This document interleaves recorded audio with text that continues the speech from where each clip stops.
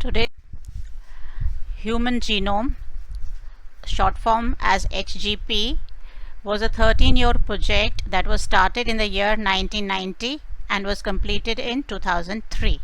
And what was its objective? To determine the entire sequence present in the human genome. And this project was started by US Department of Energy and the National Institute of Health.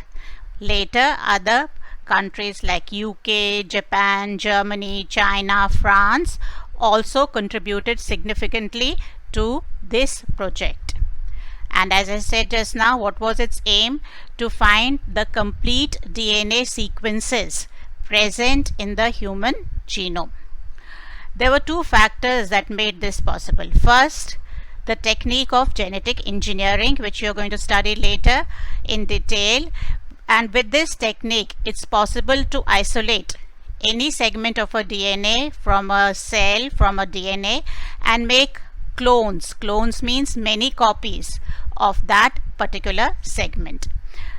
And in addition, because of this project, what was simple and fast techniques were also developed that determined the DNA sequencing. So second, this thing was the availability of simple and fast techniques for determining the DNA sequencing.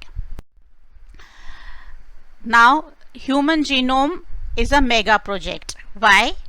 First, because of the cost. So, huge cost. It is estimated to be $9 billion.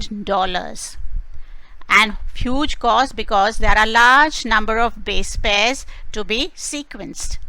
And if we store this data in a book, how many books will require? 3,300 books. And if each book has 1,000 pages and each page has 1,000 type letters, so many books will be needed to store the data that is generated by this project. So for this storage, what we need is computational devices, so that we store the information, get it back, retrieve it whenever we need it, and analyze that information. That is why when this project started, it also another new branch of biology also developed, that is called as bioinformatics. So HGP is closely associated with this branch of biology, that is bioinformatics, and this deals with methods for storing, retrieving and analyzing biological data such as the nucleic acid, either the DNA or the RNA, or protein sequencing, studying their structures, functions, pathways and genetic interaction. Now, what are the goals of HGP? Goals: first, to determine the sequence of the 3 billion base pairs present in the human DNA. Second goal, identify all the genes present in the human DNA. Third, store this information in databases. Fourth, improve tools for data analysis. Fifth, transfer this information to related technology such as industries like you have the pharmaceutical industry, and address the ethical, legal and social issues ELSI that may arise from this project. Meaning, like you get the sample from a person, we have to protect their privacy and not use that information for any other purpose. Like suppose you get a person has some mutation linked to cancer. So later in his life he might get cancer, and if this information gets leaked to the insurance department, they won't cover his insurance because they know that he has a potential of developing the disease. So this is a very important aspect of HGP. They have constituted committees that look to these ethical, legal and social issues. That is, protecting the privacy and fairness in the use of the genetic information, so that there is no genetic discrimination against anybody. So normally when they get the samples for this HGP, they don't record the names of those persons whom they get the sample from, only the code numbers are given. Now next, what are the main advantages, or what how is HGP useful to us? First, if we get the knowledge of the sequences, this will help in the diagnosis, because there are various diseases. Any change in the gene or in a segment of gene that is linked to diseases, and then if we know that, we can do the treatment and even prevent a number of disorders that affect human beings. Second, it will also provide clues to understanding of human biology. Now, what are the methodologies of HGP? It involves two major approaches. One approach is called as expressed sequence tags, EST. And what is the focus on this? Expressed. What is expressed? DNA is expressed as RNA. So here there are certain techniques by which DNA is expressed as RNA, and from that the introns are removed and the exons are joined to form a functional mRNA. That functional mRNA is then converted into DNA, that is called as complementary DNA, short form small c DNA. So RNA converted into DNA is called as complementary DNA, cDNA, and then that complementary DNA is sequenced. So this is one method, that is express sequence tags, that focused on identifying all the genes that are expressed as RNA. Utility: only the exons are expressed, so we have the cDNA or the complementary DNA in the form of exons only, express sequences. Another approach was sequence annotation, in which they simply sequenced the whole genome, and that included coding and non-coding sequences, and later they found the functions to the different regions of the sequence. What is the promoter region, what are the coding region, what are the non-coding regions? So that is called as sequence annotation. Now, what are the steps in DNA sequencing? So this is, first part is what we call as the genetic engineering. So this will be much more clearer when we do the chapter on genetic engineering, that is the biotechnology, because there we are going to start from the beginning. But first step, what is in DNA, this sequencing? The DNA from a cell is isolated. There are various techniques to isolate it.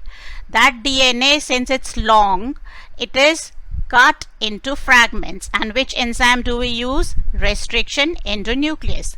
So restriction endonuclease is going to cut the DNA into different fragments. Now we have to make copies of these different fragments of the DNA isolated from a human cell. So for this we need to join these fragments to a carrier DNA. What we call that as a vector DNA, because it's going to carry our fragments of this DNA that we have isolated from a human cell. So for human DNA, they are using specialized vectors. What are vectors here? Vectors will be those DNA that is going to carry these fragments of DNA that we have isolated from a human cell. And most common vectors are plasmids, isolated from bacteria or the yeast, and that is, to those specialized vectors, what is attached will be our gene of interest. Here will be the fragments from these cells. So these are the vectors to which we are going to attach the fragments from these cells, and then with the help of DNA ligase forming what we call as a recombinant DNA. Then these vectors into which our foreign DNA from here is attached will be introduced into suitable host. And what will be the host? Either bacteria or yeast. Then these hosts will be provided with suitable conditions so that they divide and grow. And when they divide, what will divide will be the plasmid carrying the human fragments.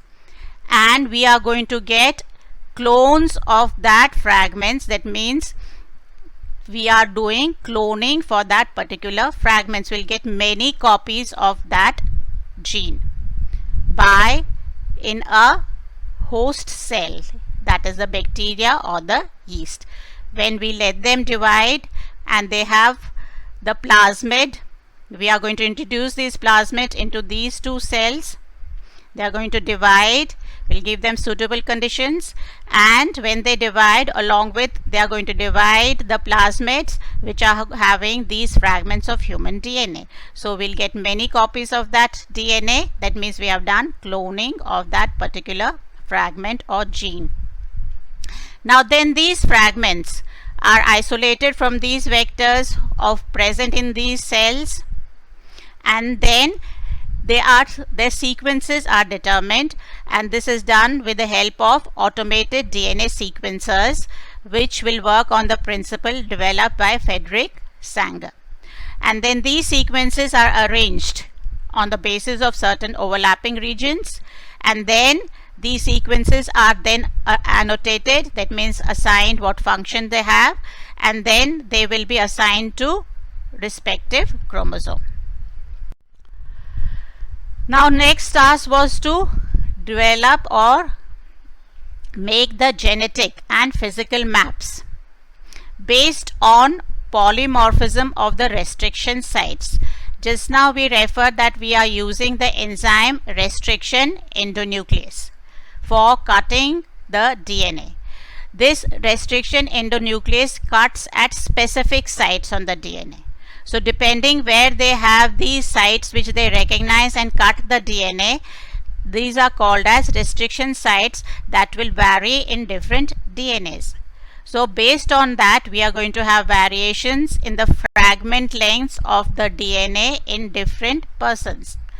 This is one physical map they can make based on the polymorphism of restriction sites of the enzyme restriction endonuclease, and on certain repetitive DNA sequences called microsatellites. Repetitive meaning that that fragment, that sequence will be repeated many times in the DNA.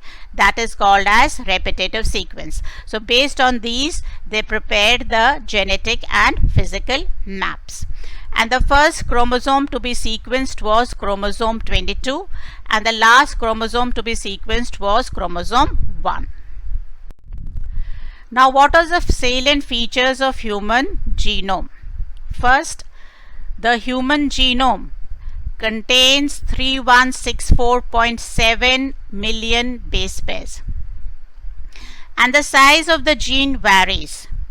An average gene consists of 3000 base pairs,